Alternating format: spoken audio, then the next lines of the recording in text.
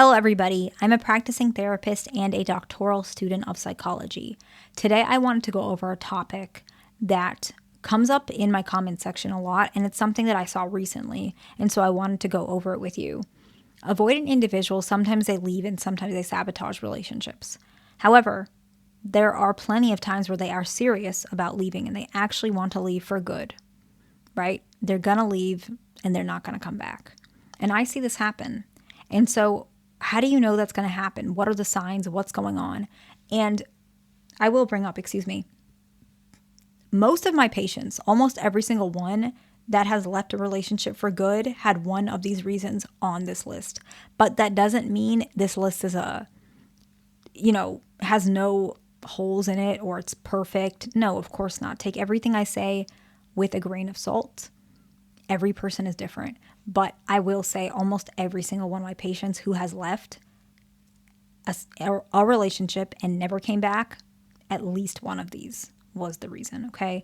And so what are these reasons? Well, let's get into it. The very first one is that you notice that they keep asking you to stop doing the same thing over and over and over. So let's kind of break it up, talk about an example, okay? Before we do, I will bring up a lot of avoidant individuals are impatient. And so often this particular thing could be something along the lines of something that they feel is repetitive or unnecessary. And that doesn't mean you necessarily have to stop, but you can at least acknowledge their feelings. So when I'm talking about this, it's more like they feel like you haven't acknowledged what they even said, and they feel dismissed and ignored and disrespected. So let's say an anxious, preoccupied partner, maybe they keep asking the dismissive avoidant to open the windows in the house, right? For whatever reason, maybe to air it out. I don't know, use it to dehumidify the space, right? And the avoidant individual says they don't like opening windows. They just don't. And let's just say the avoidant does not live with their anxious, preoccupied partner. So it's not even the anxious, preoccupied's house. But they just feel anxious because they keep saying, your house is going to get humid. Please open the windows. You really should open the windows. So whatever it is, the anxious, preoccupied keeps bringing it up, even though the avoidant says, I don't like opening windows. I just don't. I don't want to. I'll turn the air conditioning on or whatever, dehumidified or whatever. I don't want to open the windows. Anxious, preoccupied keeps bringing it up. And dismissive avoidant will say words like, please stop it. It's seriously starting to annoy me.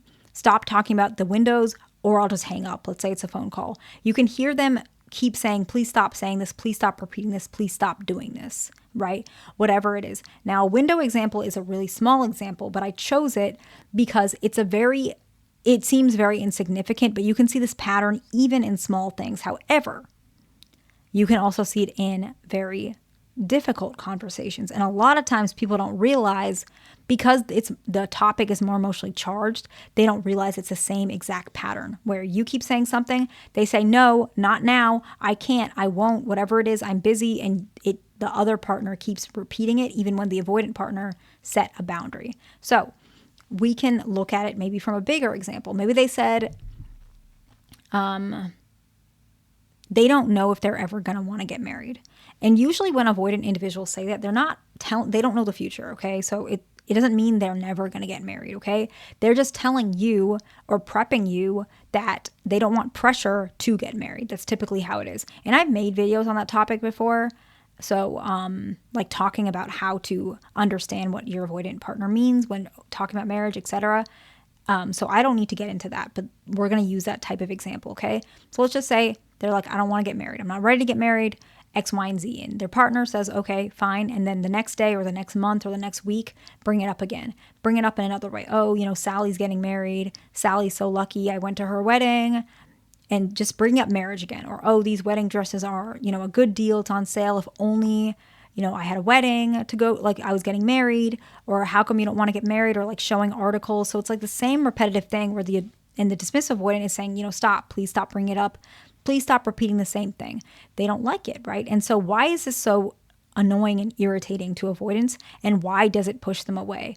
As I brought up earlier, but I'm just going to close with that and then we'll move on to the next topic. It's because they feel like you're disrespecting what they said. Avoidant individuals typically are much more willing to adjust if you let them be themselves and they feel accepted. They don't have to be accepted forever, infinitely. It's always their way. That's not what they're saying. They may say it actually verbally, but what they truly feel, which they don't realize because they're triggered, is they just want to be accepted. And once they know I'm accepted, I'm allowed to be myself, they're more willing to change and adjust, okay? The next one is they talk about their future without you when they used to talk about it involving you. So let's give an example. Let's say they say, I'm planning on moving to Texas and start fresh. I haven't decided yet, but I'm thinking about it. This is an implication they're probably moving to Texas without you. And they had mentioned fresh start. And let's say, I don't know, y'all live in North Carolina. Texas is a far. Unless you want to do long distance, it's very likely that they are planning on moving away, moving on without you. And this can be a, frightening experience for the other individual who is, the partner of the individual saying this. So if you hear your partner saying this, you can ask them, what's going to happen to us when you move to Texas? If you're ready for that conversation, because you might hear that they're serious about leaving, okay? The next one is, this can be very, very triggering to people, especially anxious, preoccupied. And I'm going to explain it a little bit more of why this happens, okay? They encourage you to do things away from them. And sometimes, and I've seen this, and this is very triggering, and it's not healthy, they may say something about you getting involved with somebody else. So maybe they'll say something like, I actually think Ted likes you. You guys might be a good match. Now, why are they saying this instead of directly saying, I want to leave you? Why, right? It seems so disrespectful, and it is. And usually what ends up happening, why this occurs, is because maybe they have tried to break up with you. And I'm not blaming you, by the way, anybody. But sometimes they might feel like they have tried to break up with you and you crashed out, and maybe they felt guilty and they felt pressured to get back with you. That happens. Or maybe they're very conflict adverse and has nothing to do with you. But whatever it is, it's not a good solution. And if you are an avoidant individual and you do want to leave, it's much more healthier to say it directly instead of indirectly like this. I know you're afraid of conflict, but what happens is if you indirectly do it like this, you're actually postponing, both of you guys, the pain that you will feel for this breakup, because you will feel it, both of you. So instead of saying it indirectly, say it directly, because this leaves your partner with a lot of question marks. They don't know what's going on, okay? The next one is they're telling you that they think you're a lot or hard to deal with when they are calm, not when they're crashing out. So they're telling you you're very difficult to deal with, or you're a lot. Can you just calm down? Or you have no idea how much I deal with you, or you have no idea how much I compromise, or whatever their topic is. But they're basically implying that at this point in their life, they're starting to recognize just how much wear and tear it is on their mental health, on their body, whatever it may be, to be in this relationship. Now, this does not mean it's your fault, so please don't take it like that. Every person is different. Relationships are not about fault. Sometimes it's just two different people, two different times of their life, making different decisions.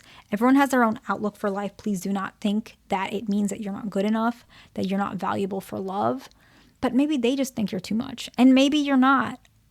Or maybe you have your own quirks, they have their own quirks. Everybody is different. They just don't see that conducive, or, they don't see it's beneficial for their own life. And so for you, you may take that as something highly offensive, which I do understand. But it's also important to realize that while you're being triggered and hearing this, it's important to recognize this is still an opportunity for you to save the marriage and the relationship. Just a little bit of a side point. But if your partner is saying you're a lot to deal with, maybe you could mention, you're right, I am. Or I hear what you're saying, and I know that it can come across that way. What can I do to adjust so it doesn't feel like that? If you say that, you actually might save the relationship. However, you don't have to. Maybe they're already walking out and they're ready to leave. Just a side point. But if you hear your partner say that, it is a sign that they're serious about leaving, okay?